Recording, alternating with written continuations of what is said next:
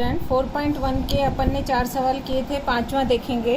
किसी खिलौने की रिमोट कार का जीएसटी सहित मूल्य, तो जीएसटी सहित कार का मूल्य कितना दे रखा है 1770 रुपये और जीएसटी की दर दे रखी है 18%। तो हम कर योग्य मूल्य x मान लेंगे तो जीएसटी कितना हो जाएगा, क्योंकि कर योग्य मूल्य जीएसटी लगेगा उस पर 18%, तो हमने x मान लिया मूल्य। x पे कितना प्रतिशत जीएसटी है, 18% है। प्रतिशत निकालने के लिए नीचे 100 लिख लेंगे। 18 को x से गुणा किया, 18x बटा 100, ये जीएसटी आ गया। अब हमारा कर योग्य मूल्य प्लस जीएसटी बराबर क्या होता है, बीजक मूल्य। ये सूत्र है। बीजक मूल्य क्या होता है, जो कर सहित टोटल मूल्य जो हम दुकान वाले को देंगे, दुकान वाले को देते हैं, वो होता है। अब हमने कर योग्य मूल्य को क्या माना है, x।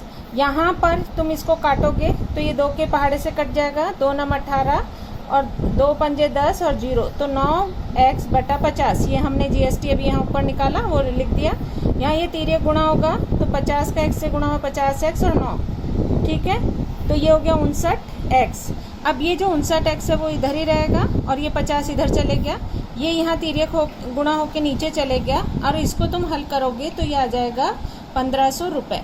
अब कर योग्य मूल्य कितना आ गया, 1500 रुपये आ गया। लेकिन जीएसटी और सीजीएसटी क्या होता है, 9% होता है। तो 1500 का 9% निकालेंगे हम तो ये 135 रुपये आ जाएगा सीजीएसटी सेंट्रल का, और स्टेट का कितना आ गया 135 रुपये।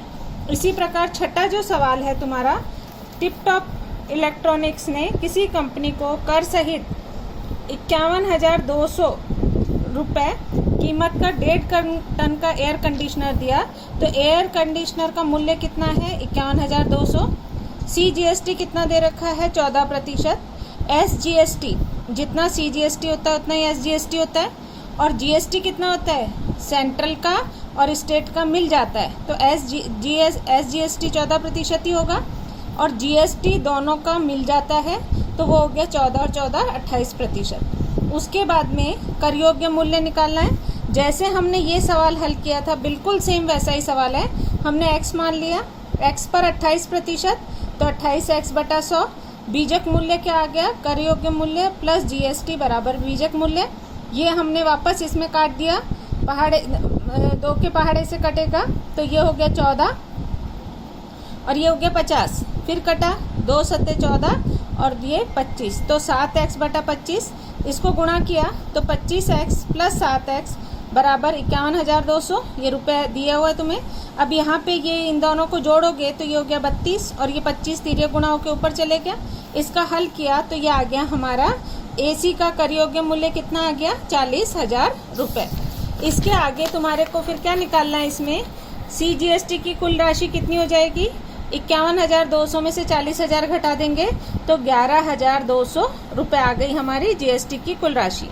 अब सीजीएसटी और एसजीएसटी आधा हो जाएगा इसका, तो 2 से भाग लगा देना, तो ये आ गया 5,600। ये क्या आ गया हमारा, सीजीएसटी और एसजीएसटी भी 5,600। अब ये हुआ तुम्हारा 4.1 पूरा। 4.2 देखेंगे। जीएसटी की व्यवसाय श्रृंखला क्या होती है। सबसे पहले होता है उत्पादक, उत्पादक से जाता है थोक के पास, थोक से जाता है खुदरा, खुदरा से जाता है ग्राहक। खुदरा क्या होता है, जो थोक व्यापारी होते हैं जो उत्पादक से सामान खरीदते हैं, उनसे जो बड़े दुकान वाले होते हैं वो ले आते हैं सामान और वो लाकर हमें बेचते हैं। तो इस तरह और हर श्रृंखला में यहाँ पर जीएसटी देना पड़ता है। अब हमने ये पढ़ा है, ये एक नंबर दिया जाता है हर व्यापारी को, जीएसटी इन, जिसकी पूरे साल की इनकम 20 लाख से ज़्यादा होती है उनको।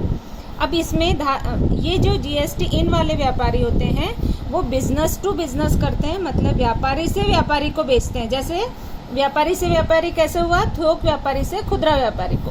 फिर उत्पादक से ग्राहक तक जाने की श्रृंखला कहलाती है बिजनेस टू कंज्यूमर, B2C। तो B2B मतलब business to business, B2C business to consumer. अब ये ग्राहक होता है कंज्यूमर। अब यहाँ पर ये फुल फॉर्म पूछा जाता है 1 नंबर में, तो याद रखना। इसके बाद में है ITC input tax credit. ITC input tax credit व्यापारी द्वारा इकट्ठा किया गया कर अर्थात आउटपुट, जो व्यापारी लेता है तो आउटपुट। व्यापारी जब वस्तु खरीदते समय भुगतान करता है तो इनपुट, और व्यापारी जब संकलित कर में से भुगतान किया गया टैक्स कम करता है तो इसे बोलते हैं इनपुट टैक्स क्रेडिट या ITC। इसलिए GST बराबर हो जाता है output tax minus input tax. इसके बाद में जो तुम्हारा है वो है प्रश्न संग्रह 4.2। चेतना स्टोर्स है, उसमें इनपुट टैक्स दिया हुआ है। यहाँ इनपुट टैक्स कितना है 1,05,000 रुपए। उसके बाद में ये हो गया हमारा ITC 1,05,000। चेतना स्टोर आउटपुट टैक्स कितना दे रहा है 1,22,500। तो अब इसमें से इसको घटा देंगे आउटपुट में से इनपुट को, तो ये आ गया हमारा 22,000। चेतना स्टोर टोटल कितना GST देगा 22,000। इसी प्रकार जो तुम्हारा दूसरा सवाल है उसमें भी आउटपुट टैक्स में से इनपुट टैक्स घटा देना। इसी प्रकार तीसरा सवाल, इसमें सब में ये ज्यादातर यही सूत्र लगेगा। अकबरी एंटरप्राइज ने चॉकलेट सॉस खरीदते समय GST कितना भुगतान किया 3,800। अकबरी ब्रदर्स को उसने GST संकलित कितना किया 4,100 और मैंग फूड को कितना दिया 4,500। तो हमारा आउटपुट टैक्स हो गया 4,100 में से 3,800 घटाया 300 और CGST कितना हो जाएगा 300 का आधा आधा कर लेना। GST है तो CGST और SGST आधा आधा हो जाएगा। Thank you. इसके आगे वाले सवाल कर लेना, नहीं आए वो पूछ लेना।